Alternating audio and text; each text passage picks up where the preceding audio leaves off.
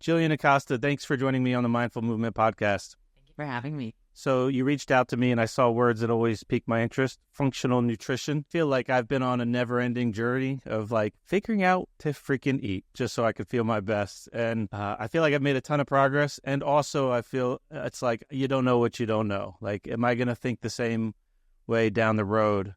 Your website, the root cause method, that also piqued my interest because I feel like we're always asking the wrong questions. So we're always getting the wrong answers. And the root cause, I assume you mean, getting to the bottom of stuff when people don't feel well. Can you elaborate a little bit on what the root cause method means to you and maybe touch on what brought you to thinking that way? Yeah, I'd love to. So I named my company the Root Cause Method because I was seriously inflamed. And I was like in my 20s, my mid-20s, I was inflamed. I got diagnosed with a thyroid condition. I had severe gastrointestinal issues, and at this point, I was already studying, academically for what I'm doing now to become a dietitian, and I was eating a lot of the right things, and super aware and all the things, and simultaneously, I had a very dysfunctional relationship with food. I had an emotional relationship with food, and so even though I knew what to be eating, anytime I was triggered or stressed or overwhelmed or whatever, I would reach for things outside of that. I would compulsively and just kind of in this like out of control energy reach for the things that were soothing, and it was exacerbating my conditions. It was absolutely exacerbating both of the things I was trying to, reverse and heal. And so in my mind, it was like, if I don't get this thing under control, if I don't address the root of what is driving this relationship with food, I'm never going to heal my body. And at the time, it was still unbeknownst to me, that I had experienced severe complex trauma as a very young child, sexual abuse as like a very, very young child at 3 years old, 4 years old. And I didn't know. And it was repressed from my memory and all of that. And so I had this thing that was driving such a dysregulation in my nervous system, in my psyche. And I understood that the root cause of my condition was trauma. The root cause of so many people's chronic illness, obesity and all the conditions that stem from weight-related illnesses. It's not, a Lipitor deficiency. It's not that they don't know what to eat. It's that there's something that is driving their behavioral choices around food 9 times out of 10, and that thing is trauma.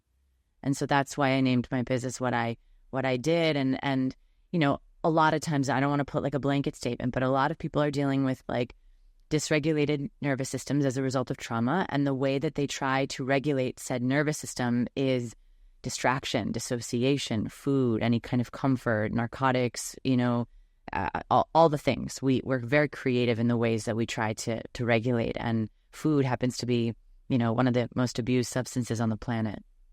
And also, thanks for sharing all that. Also, it makes you realize that because when you're under stress from a trauma or anything that's driving stress, the GI system is going to be affected. So it's reasonable to think that food should be the intervention to fix it, but it might not be really the lowest hanging fruit. You just don't know yet. Yes, exactly. And what I'm really delving into now, after having exhausted all of the things, like psychedelics, I'm a big fan of. They helped me access what I accessed, and I use them, of course, therapeutically and with reverence. And even that type of like deep subconscious work led me to mineral rebalancing, because stress in the body absolutely depletes mineral status. And so you can do all the breath work, you could do all the biohacking, all the psychedelics in the world, but if your mineral status is like totally imbalanced and dysregulated and in the space where the minerals should be, now we have heavy metals, and now we have parasites and other conditions like H. pylori, like it's a mess. And so I'm going through this pretty incredible mineral rebalancing program where as I dump metals, as my body purges metals, I'm also releasing insane amounts of trauma and emotional baggage, more than I've been able to in a lot of medicine work. It's wild. Can you elaborate on that? You're saying that being under stress, trauma being, a primary driver of stress, alters the mineral status in our body? Absolutely. I mean, cortisol is stress hormone. It's correlated with survival. So like biology will always prioritize survival beyond anything else, right? And so because it's linked to survival, because cortisol is linked to survival, when there's cortisol flooding the system, it gets first priority. It gets like first dibs on like the raw materials that it needs to like make more cortisol. Like the body will use the minerals. And so like magnesium status is completely depleted. Like the cortisol will steal the reserves. It will steal what the body has available to make more of itself so that we can survive. But it doesn't register that we're not actually running from a saber-toothed tiger and we don't need to be in stress perpetually. And it's just this whole massive dysregulation that causes a lot of downstream ramifications, including the inability to like really actually regulate your nervous system. So you're perpetually in this like fight or flight sympathetic state and constantly reaching outside of yourself for that level of soothing. And oftentimes we reach for like surrogate forms of that are costly and quite destructive. So I want to touch on that just a little bit more because I don't think I've heard this. So you're saying because cortisol goes up, the minerals that are needed in the synthesis of cortisol get... So in is magnesium related to that just because it's related to making energy and ATP, and it's a energetically expensive process to make cortisol? To tell you the truth, I'm relatively new to the world of mineral balancing, so I could connect you with the person who you would love to talk to. But what I mean, magnesium is involved in like hundreds of biochemical processes, and I just know cortisol is a big robber of magnesium. Like it will use magnesium in the production of cortisol, the body will, and because we're prioritizing survival, that gets depleted, and then we can't. Yeah, it's like the raw materials are being utilized, and so in other places where they're needed, they're not available, and that creates this imbalance. And yeah, it's just a scene.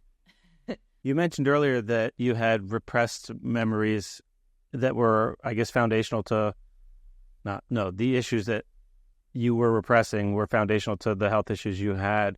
It's interesting the way that our body can do that. Like you said, it's always prioritizing survival in some way, and it's like a feature and a bug. This ability to help you not remember. I remember thinking about this when my wife Sarah had her first child. I mean, at some point, like I remember watching how seemingly miserable and painful of a process that was, and it's like the body helps you forget the bad parts so that you'll do it again. So you'll sign up for round 2 because obviously you need to make people to keep, the species going. But it's similar. It's like in that, it's adjacent to that idea. Like you have something really bad happen to you, and, if you don't forget it at that time, at that age, then, it could be in the scheme of things more problematic for your survival. So can you touch on that a little bit and like how you go about helping folks or yourself manage that? Yeah, I love how you framed it as a feature and a bug. It's like that's genius because it is exactly that, and it's rooted so deeply, of course, in survival. And so it's like this incredible mechanism of the psyche that allows you to like totally dissociate and disconnect from like knowledge, experiences that would be catastrophic to the psyche of a child. Like there's no way I would have been able to function normally or stayed in a dynamic, a familial or a environmental dynamic to ensure my own belonging and survival if I was operating from the knowing of what I had experienced. So it was this compartmentalization of like allowing me to function somewhat normally in a very abnormal situation that allowed me to survive. And there was a huge cost associated. I had been carrying around the memory of this and the pain somatically in my tissue and my psyche forever. And so what that manifests as is like me needing to use a mechanism to push down the discomfort, the texture of a memory that maybe reminded me of a threat or feeling unsafe or whatever. And every time I felt that way, it was like I cannot deal with this, because the memory of dealing with that was me needing to dissociate. So that's what I was repeating. And so, in 2020, when I learned of this after 3 decades, it was pretty cataclysmic. It rocked me, honestly. And I was supported. And people that go through these big psychedelic experiences that don't have resources or support, that's dangerous. That's not ideal. You need that level of care and the ability to process and be held. And it's a very gradual process, but it ultimately was the best thing that ever happened to me, because I was at such odds with myself. I had this level of self-hatred and self-punishment, and would fall into familiar patterns of feeling as my worth was wrapped up in my appearance and my desirability towards men, and patterns of objectification and all the things that aren't true to me, that I was just repeating because that's what I was carrying energetically and from a space of memory. And so learning this was just really put me on the path of liberation. And I went into solitude for 2 years after that process started, and just really.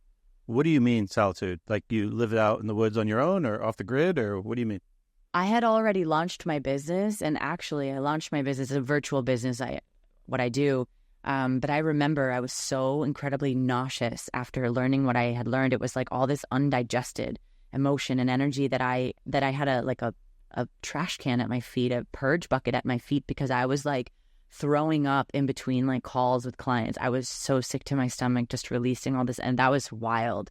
But I would serve clients virtually, but I had no social interaction, no social engagement. I went into a portal, a hole, even from family. I was just in such an incredible process. It felt like a chrysalis, honestly. It felt like I was in a chrysalis. I was decomposing into goo, totally just falling apart in all the ways that I had known myself and seen myself. And in that decomposition was truth and the depth of courage I have and strength I have. And in that sacred space, I started to make these connections and harvest this wisdom that became very clear that I meant to share this with other people, because I know I'm not the only one on this path, or even a similar path. And so, it just fueled me and strengthened me and forged me. And now I'm really grateful for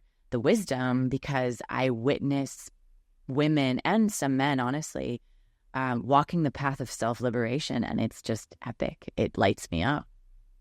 Nice. From the wound comes the gift. Always. You alluded to the psychedelic experience. Was that the catalyst that was allowed you to remember the trauma? Yeah, it was gnarly. I mean, I wasn't being re-traumatized. It was really gentle in the delivery. It was just freaking bizarre, and I really didn't know how to hold it, and kind of was, in an unsupported way, to tell you the truth, in the beginning when I first learned. And I was married at the time, and that kind of helped me. That first experience, I always say, it made it really hard for me to continue to lie to myself. I didn't even recognize myself in the mirror. I was so taken by, I don't even know. It wasn't me. It was this mask and this facade that I had built to try to survive.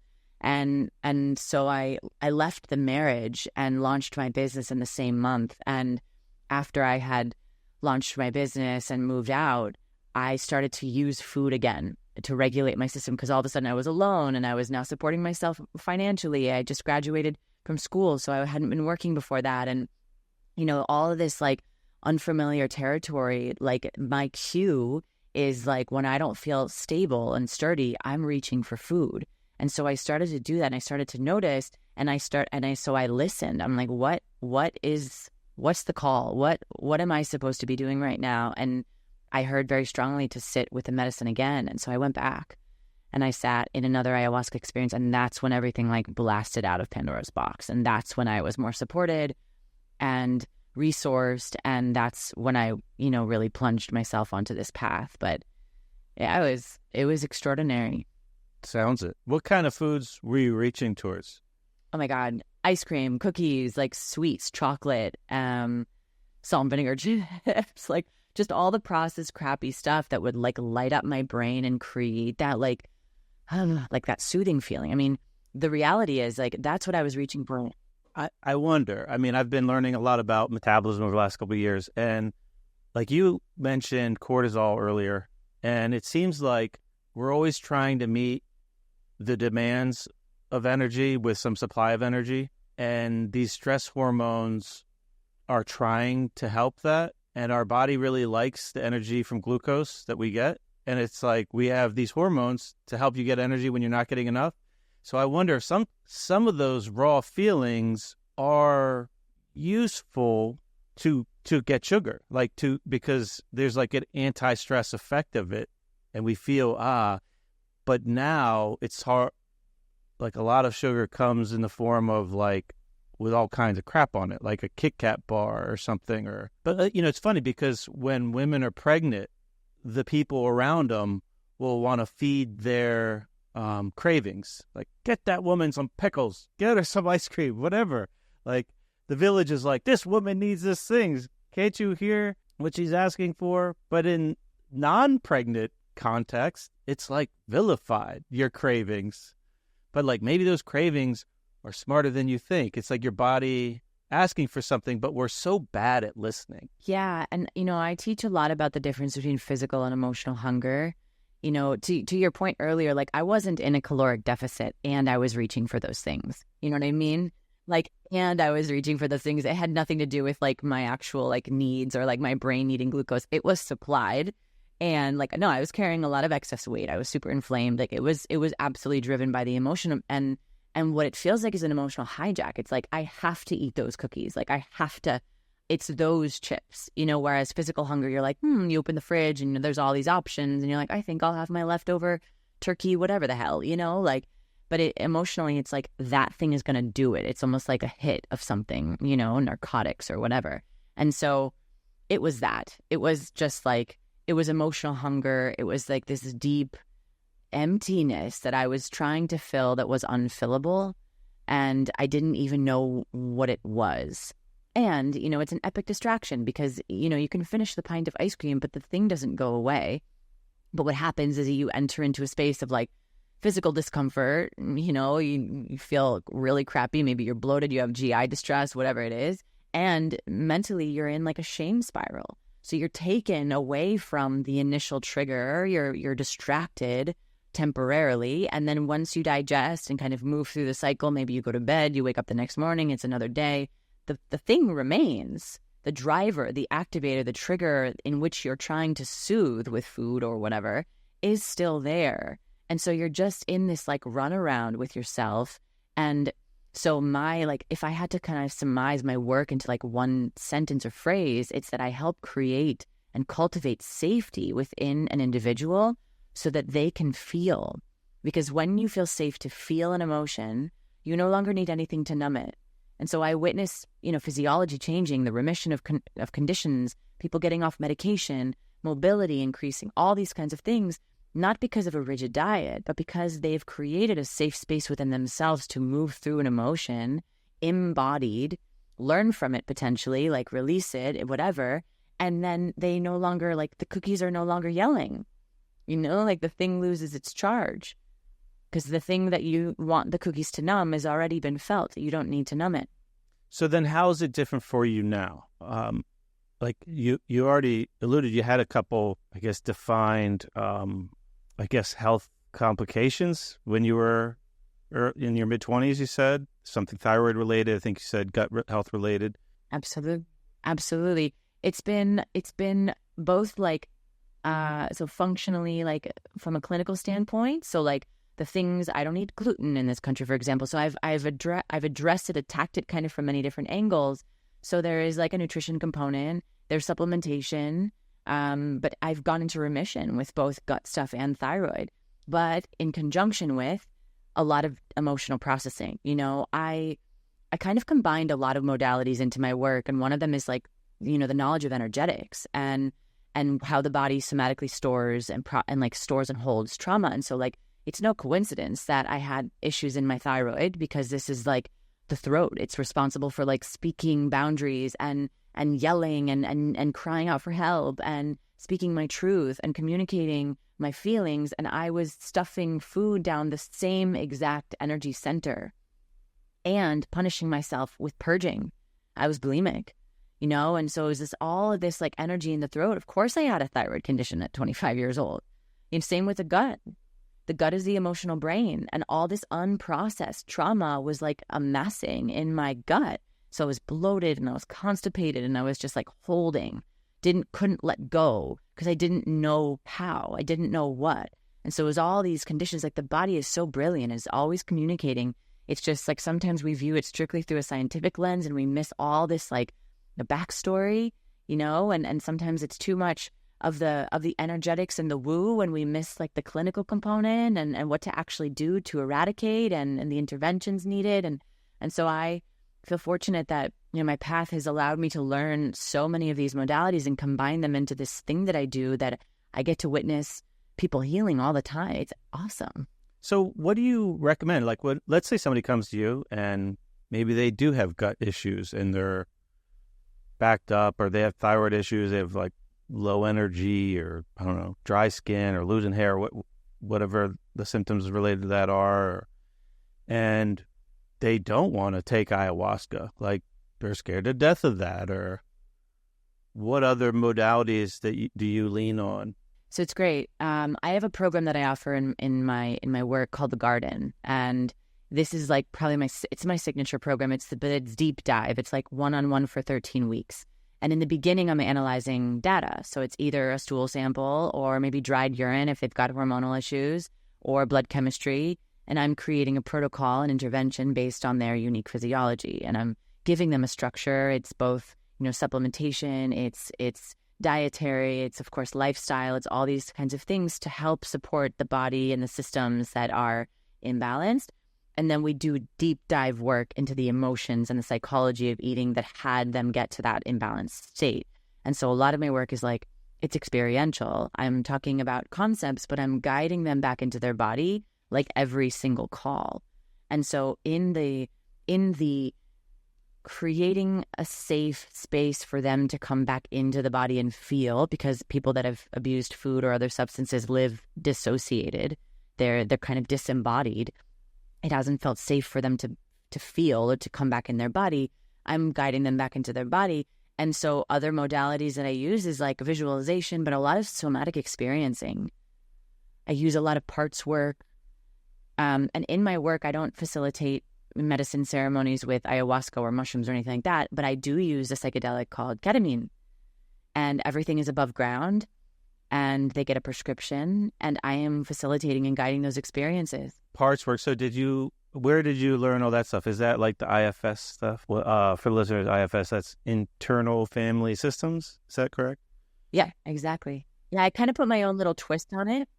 I use it a lot, but I put my own little twist on it. And, like in parts work, there's like the protector and the perfectionist and the judge, and they're kind of like all kind of compartmentalized parts, and that's beautiful and helpful. But what I see is like this conglomerate of parts, and I call it part X. And it's like all of those parts that are tethered to your pain. The one that tells you got to eat the cookies because you can't feel. The one that tells you if the guy leaves you, you're unworthy. The one that tells you like you should hide because you don't look good enough, so you shouldn't go to the beach. Like, it's all of that. That's part X. And so we work with we define her or him. We get to know that part. And in the learning and the exploration, the curiosity of this part, we get to see that we've subscribed to that as who we are. And that's not who we are. There becomes this gap. Like, you can observe this part, meaning that's not you. And so what I love about this work and this deep dive, especially with the use of ketamine, which is the medicine that I use in my practice, is that ketamine it's a psychedelic. It's an FDA-approved psychedelic, so they get a prescription. It's all above ground. It's all legal. And but it still induces an altered state of consciousness. 95% of trauma is stored in the subconscious mind. Trauma is stored in the subconscious mind, and 95% of our behavior is driven by the subconscious mind. So I see trauma as like this puppet master, and like we're on the strings. And if we want foundational, like deep root cause healing, body, mind, soul, all the things, then we need to like get acquainted with the puppet master, like who is driving the ship here. And ketamine and other psychedelic medicines give us that capacity. But what I love about ketamine is that it's very gentle. It's gentle and it's heart opening. So unlike ayahuasca, whom I have deep reverence for, but can be very confronting and abstract and take you into like the depths of the shadow land. And if you don't know how to navigate that, it could be a lot. Ketamine is not that. It's very, very heart opening and gentle. And so it's also a sub-anesthetic dissociative. So it gives someone the opportunity, for example, they may be in an experience and a wave of fear comes. And instead of being taken by the fear and like resisting the fear because it's scary and it's too much, what that experience or this medicine allows is someone to be like, oh, wow, like this is what fear feels like. Wow. Okay. I'm like, it allows you to like explore it. Oh, I can be with this. I can breathe with this. And my favorite part about this is like in real time, their capacity of being with something uncomfortable expands. And we nurture the hell out of that in outside of medicine space. And that becomes like a new neural pathway. That becomes a new capacity that they can now have because they've done it already. It's like, oh, I remember being with fear last time I was in medicine. I know what it feels like now. I can be with this thing. I don't have to go eat a bunch of cookies or pizza or whatever to like push this thing down. I now am capable. And that creates a sense of self-efficacy. And that is just like, that gives people the tools to move through anything. And that's deeply empowering and liberating. That sounds really interesting. I personally have not tried ketamine. What's the delivery method you're using for that? Troches. So it's like troches or troches or what is like a lozenge. And it doesn't taste very great, but it's like this rubbery, plasticky thing you stick between your cheek and your gum and it dissolves. It usually takes like 10 minutes for the onset. The whole process is like an hour, hour and a half, depending on how you metabolize. And those calls that I offer in this program are around 3 hours. And so we're spending the first 30 minutes, like I treat it like a ceremony. Okay, so so this is done virtually. So someone's in their home, put a thing in their mouth. 10 minutes later, their inhibitions have dropped. Their conscious mind is getting out of the way so that the subconscious can invite it or explored with less like judgment. Or that's interesting. Do you get anybody that if they're not used to an altered state, they freak out when? Never. And I'm there. And so like I've had people experience fear and what's so magical is because like I'm there. So I'm attuned, but I'm also like really, really intuitive. And if they speak that, which I can even feel in their body language or their face or whatever, I can help bring them through the fear. So they're not like alone in that and they know how to navigate it instead of like running and resisting it. It's an incredible opportunity of like deep healing. There's always an emotional release and like they move through it instead of like running away from it and contracting. There's always an expansion. But it's because it's the gentle nature of it, you're not thrust into like the underworld. Okay. Are there any risks that you know of with that stuff or? Uncontrolled hypertension. If someone has really high blood pressure and it's not managed, that's the only risk. I mean, this is used in the hospitals all. Do you know why that is? Is it like a vasoconstrictor or something or? Oh man, I should know this. I don't think it creates vasoconstriction. I don't know. I'll find out. I should know that, but I don't. No, but and they're always, anyone who goes through this process is cleared medically. It's a prescription that they're receiving, so they're going through an intake process. Personal doc first. No, I have referrals. I'll send them to referrals, either a physician in their state or one of the at-home ketamine companies like, Mind Bloom New Life. So they go through their medical intake process. And then I'm really just like holding space. I'm really just facilitating the experience. They don't touch this medicine until 5 weeks into the program.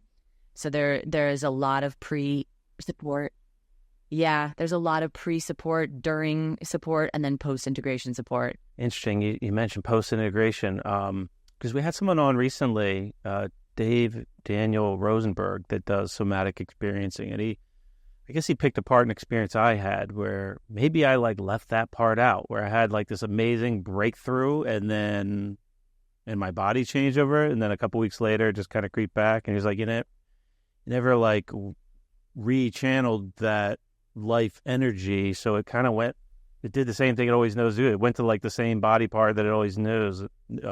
Have you ever heard of the book How to Change Your Mind by Michael Pollan? I have, yeah. It's a fantastic book, and one of my favorite analogies that he shares in that is that, like, trauma and like thought patterns and all these things are like deeply grooved neural pathways that kind of represent like ski grooves on a busy day in a mountain, right? And like the grooves are so you can just like fall back into the grooves. But a psychedelic experience with proper integration and all the things is like a fresh coat of snow. So if you don't put something kind of on top of that with like new practices, I think, I was told that massive transformation, like in terms of psychedelics, 2% happens in the psychedelic experience, and 98% of it is really integration. It is the creation of a new psychological, emotional infrastructure in the psyche. And so if you're not, creating new pathways, your brain just by default will go back to the old ones because those are the ones that are deeply grooved and practiced. And so I take integration very, very seriously. Yeah, that makes a lot of sense. You said some words earlier that were great. You were talking about part X, like the lumping of all the different parts. And you said tethered to your pain, like the parts that are tethered to your pain, as if like the pain is where it's all derived from. And then I guess these processes, whether they're with psychoactive compounds or not, are there to facilitate this untethering, where you could see like you're not that, or that's not you, and you could differentiate them and be okay with that and explore whatever you want it to mean for you, like, or so that it could be repurposed or reserved. Yeah, I think one of the biggest tragedies is like, I see this part X as like this mask, and like because it's so stuck to our faces, we're looking out of the eye holes, and so we think it's us. We are identifying with it because we can't see, there's nothing else to see. We just see through the lens of that. But my work is really about it. It's like peeling away like the mask and being able to like, I'm now seeing it, meaning I'm not that. The tragedy is that we've identified as that. I thought I was worthless.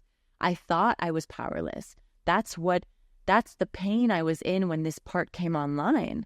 When I was a child, I was powerless. I was a victim. So I thought that I was the victim. I operated as powerless. I was powerless to the freaking crackers in the pantry. I was powerless if a man was interested in me and I wasn't interested in him. Like, I didn't know that wasn't me. And so my work is like pulling away the self-construct that we've identified as. And that means all of a sudden of like, well, if that's not me, then like, who the hell am I? And it gets really, really exciting because then it's like this discovery and this remembrance and this creation of like, well, if I'm not that, who do I desire to be? What's my truth? And it's transformational and exciting and, again, liberating. Cool stuff. I'm going to take a couple further steps back. And I know you're educated in like nutrition and dietary work, and you mentioned some of the processes that you do during that 13-week thing. And I think a couple of the first things you said was stool testing. I think you said dried urine. Did I hear that right? Is dried urine have benefits as opposed to the wet stuff? Yeah, there's a test out there called the Dutch test. The lab is Precision Analytics or Precision Analytical. And this is for people with like hormonal imbalance, issues with cortisol, the adrenals, like all of these things. And the reason why dried urine is favorable is because dried urine passes through all the excretory like processes. Like, so you're getting the metabolites of the hormone. I get to see which pathway, for example, estrogen can go down 3 major pathways, 2 of which are deeply toxic and carcinogenic. So I get to see in what percentages, estrogen is taking which pathway. I get to see fluctuations or patterning in the way that these hormones are metabolized in the body, and that is really insightful, super insightful. So that's useful, and then you'll make a dietary change based on what's in the... Yeah, no, entire intervention. So supplementation, dietary changes, but also lifestyle, morning ritual. I'm a huge proponent of morning practice, daily practice. Touch on that. What do you recommend, or what do you do personally? What I do personally is every single day I sit in front of my altar and I go into a breath practice and then a meditation and usually journaling. And it's a 30-minute practice, and it's just me getting in my body. It's me connecting with myself and in the sacred, listening, expressing. Oftentimes in breath, I make sound, just opening and sounding. And the coolest thing about this, and it's quite tantric, but it's like, a lot of people are like, oh, I don't want to do that. What changed the game for me was when I brought in the resistance into my practice. And so I give myself a chance to feel the resistance. What does resistance sound like? How would my body move and sound if resistance is moving through me? Do you mean resistance, not wanting to spend the 30 minutes to sit and do that? Is that what you're... Yeah, if I'm I don't feel like it, I'm not in the mood, there's resistance, bring that into your practice and let that express through you. If you're tired, bring the tiredness in. If you're full of if you're irritable and cranky, bring that in to the practice. Feel that, be with that, sound as that. And so in the no matter whatness, you're creating space for yourself. For me, on a subconscious level, honoring myself and this commitment every day has told myself subconsciously, I'm worthy of that. I'm showing myself my own worthiness by following through every day when I'm in the mood or when I'm not. And because I've created this space for myself, I receive guidance. My intuition is strong. I get creative downloads. If I'm moving through a process, which I feel like I always am, I get clarity, I get emotional releases, I get to come back into my body. It's just all across the board, my life works really well when I'm doing this, and it just does not go well when I don't. Yeah, it's amazing what happens when you just make space for the stuff to come up. Just make a little space. It doesn't take a lot of time, but it's hard. It's very hard for people to get over that hump, that initial, I'm going to make time and sit down, have that make space. So you get up, that's the first thing you do, basically? I pee and I sit. I scrape my tongue. I pee, I scrape my tongue. I brush my teeth and then I sit. I don't make a coffee. I just sit because my altar is kind of my bedroom, and I have this really cool little sacred room with a window on the ceiling. It's beautiful oak tree. It's just a sacred space. And so I don't even have the opportunity to go downstairs. I sit. And I don't always want to. I'm not always in the mood. I want to hang out with my boyfriend, or I want to whatever the hell. And I do it anyway. Because it's I have to come first. I have to come first. And then from that space, I serve other. I'm serving people all day. And I'm not talking about, eat broccoli sprouts. I'm talking about what happened in your childhood that has you hate yourself. It's deep, And so if I don't create the space for myself, I'm no good for anyone else. I'm not, my mirror is not clear, And so I do. What other routines do you have that are the staples of your... I move my body every day. I'll go to the gym and do resistance training, probably 4 or 5 days a week. And then if I'm not doing that, I'm walking. I also have a standing desk with a treadmill underneath it. And so when I'm on calls with clients, I'm walking at a 1.3 speed, but I'm not sedentary.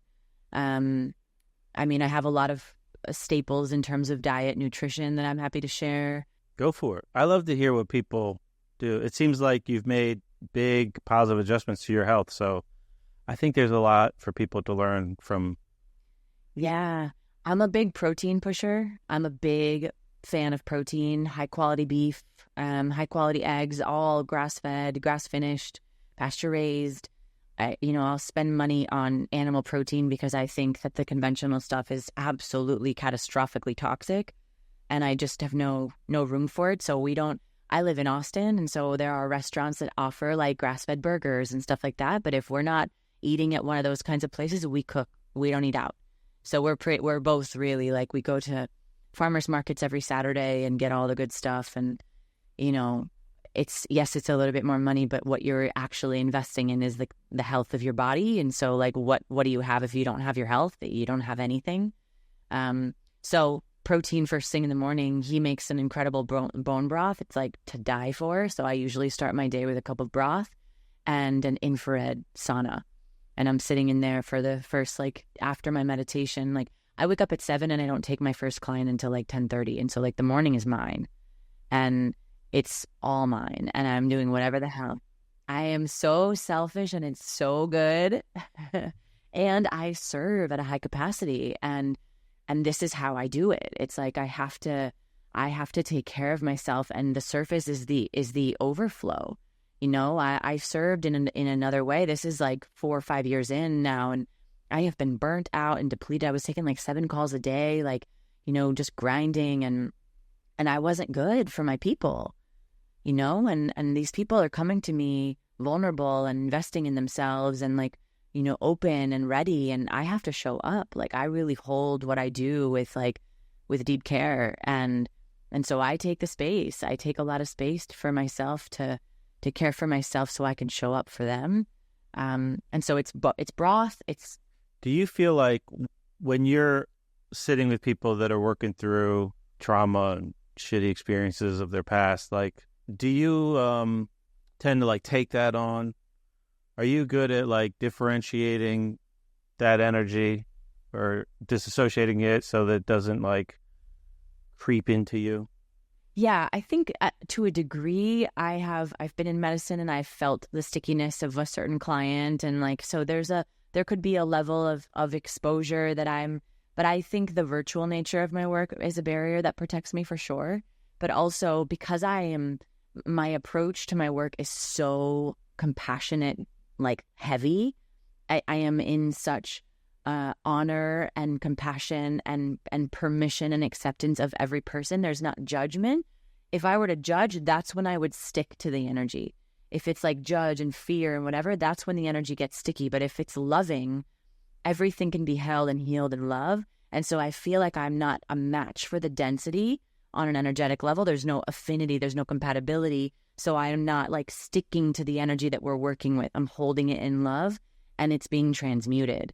I don't know if that makes sense, but that's...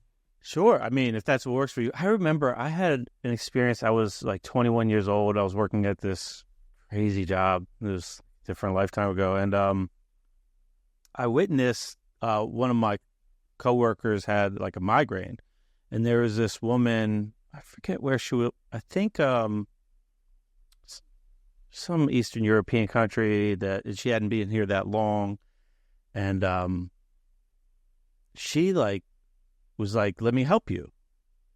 And she went over, and I had never witnessed any kind of like, I don't know what would be considered alternative, but yeah, gift is what it turned out to be. And, you know, maybe in hindsight, it was a form of Reiki of some sort, but it wasn't though. But she basically put her hands around this woman's head. And in a few minutes, I mean, the woman who was, you know, a very serious, down-to-earth person, couldn't believe her migraine was gone. But I watched the woman that provided the gift. She looked like her fingers were in excruciating pain afterwards.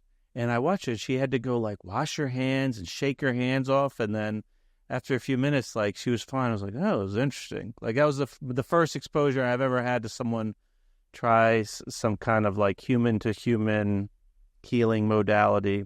And I remember someone else was like, we got a gypsy in the house, or so, like she was being like made fun of by other people that worked there. And I was just like kind of blown away. The fact that I thought it was cool that she helped the person, but I found it really interesting that her hands hurt, like as if she took it on. And I guess maybe that comes in different forms. But if you're listening to people uncover, you know, really crappy situations of their past, like it's got to be, for some people, I think that'd be really hard to do, to not carry that. It is. And I mean, honestly, I think I'm speaking from the lens of like now, but I had to learn how to do that because just thinking about a couple of years ago, absolutely. I would feel this density and I would go into a practice and I would try to like clear the energy in there, Yeah, there's a lot of different ways to do that. But yeah, you're right. I was taking it on more so in the beginning than I am now. And I think I've like learned how to not do that as much, which... That's its own skill. You sharpen that tool. Yeah, exactly.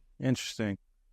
Back to the routine. So you have a pretty extensive morning routine, which is great, which some folks, that might sound really luxurious and they might feel like, the average person juggling maybe a couple kids and a job or two. What other routines that you have? Like, do you have one before bed or some other time during the day? Or I want to speak to the person who's juggling kids and has like a hectic life real quick, because I'm sure they hear me and they're like, wow, what privilege, like how it must be nice. And I don't have children yet. And so I'm sure that when I do, my life and my routine will look very different.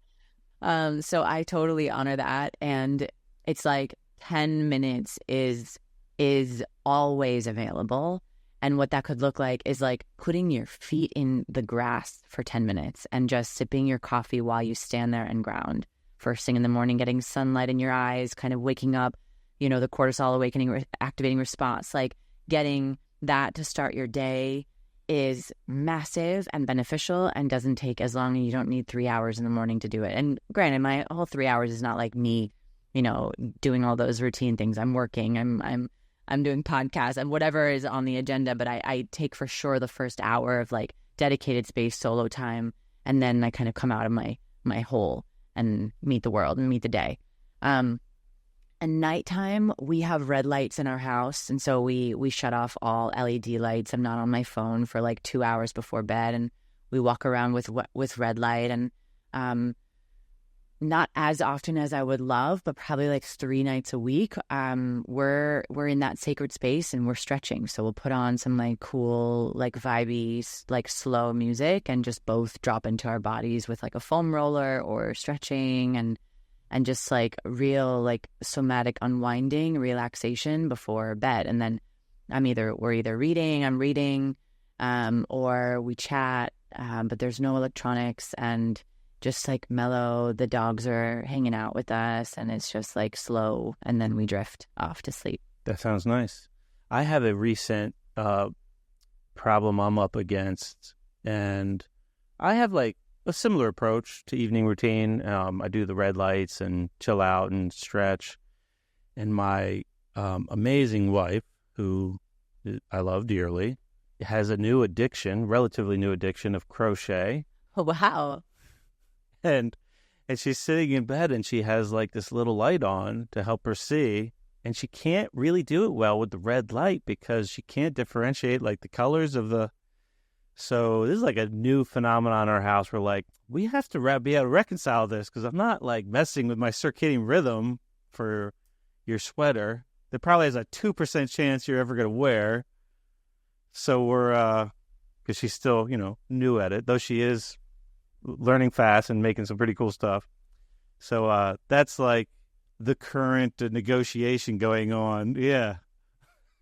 We'll find a solution, but... Some blue blocking glasses. If I do have to be on, I wear these blue blockers they're pretty rad. They're great. Yeah, they work. I mean, that's an underrated tool. Like, I think I've recommended them many times over the years to clients, and they work.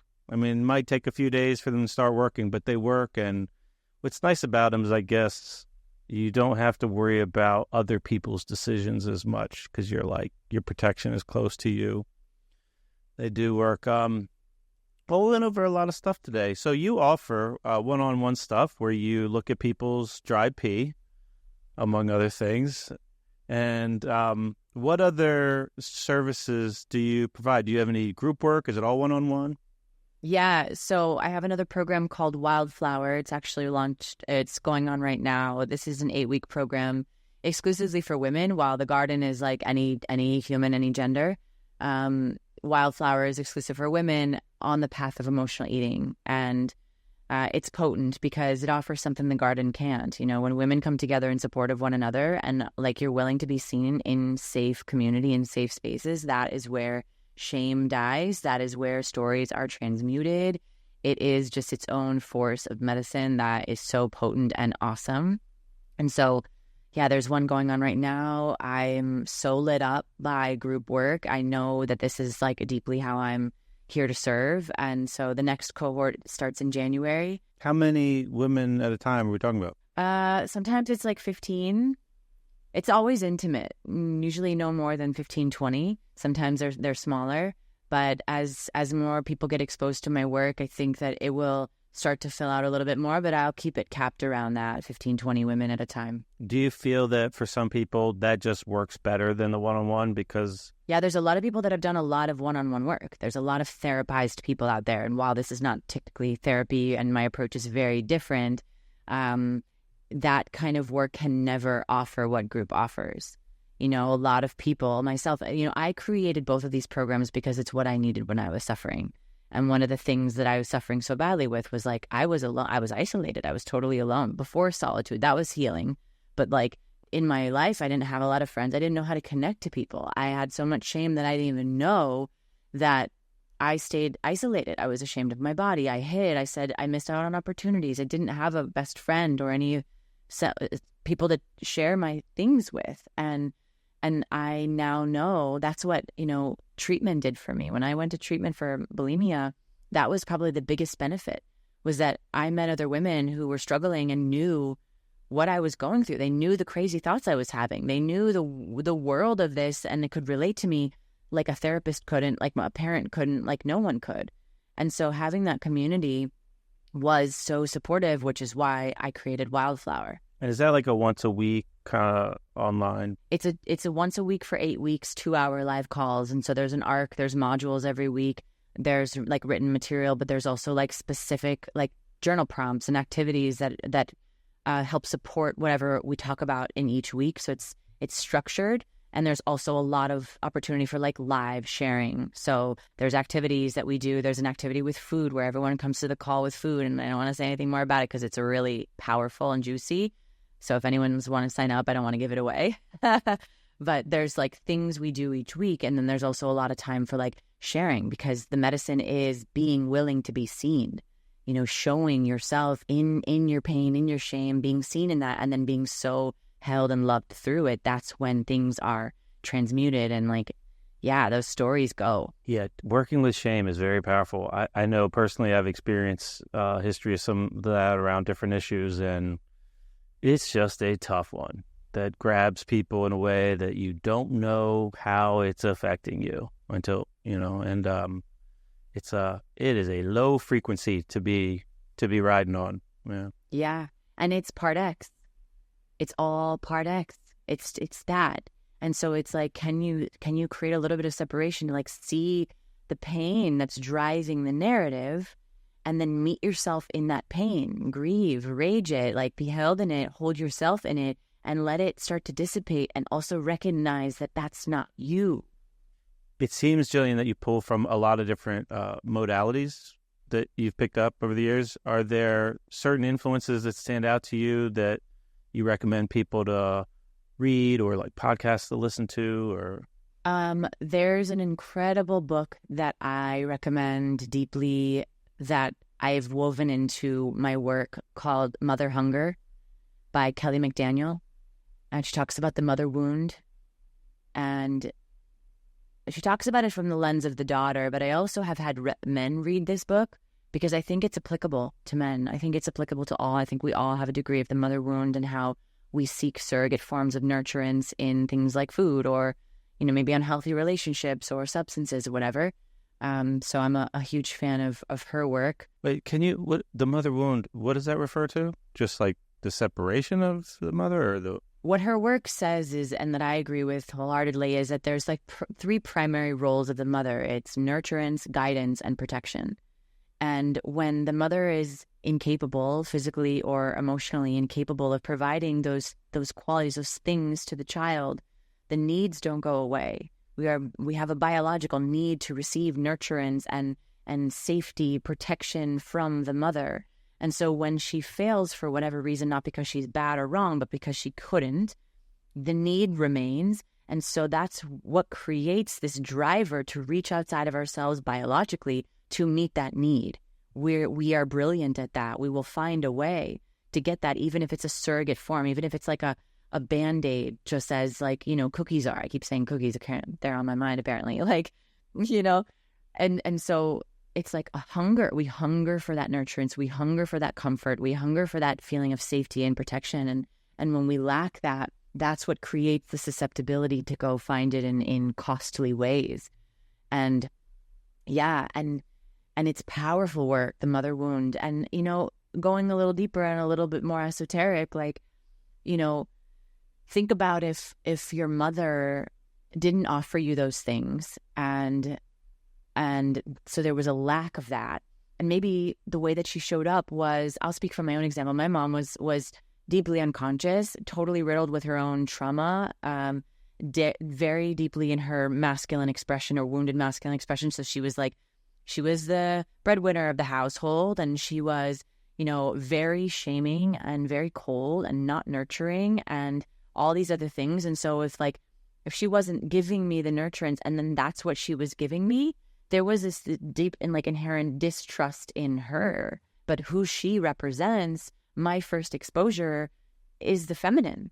She's the feminine. And so if there's a distrust with the feminine, that's going to manifest in my body, where I don't trust the feminine expression, which is the emotion, feelings. I'm not going to trust my own intuition, my body. Those are all feminine. And it also is showing up in the planet. There's a wound there's this disregard, there's this diminishment of the feminine in Mother Earth. I mean, it's pervasive in a patriarchal society that we live in. And so it's like healing the relationship we have with ourselves and our own femininity through this kind of work has this incredible ripple effect where now we are more connected. We can follow intuition. We are embodied. We have power back. And a woman in her power doesn't lead by dominance. A woman in her power leads through love and compassion and honor. It's the matriarchal way. It's the all of us included way instead of the patriarchal way, which looks like power over. It's not anything wrong with men or masculine. It's just the wounded expression of power. And so bringing the feminine back online in all beings is benefits the world.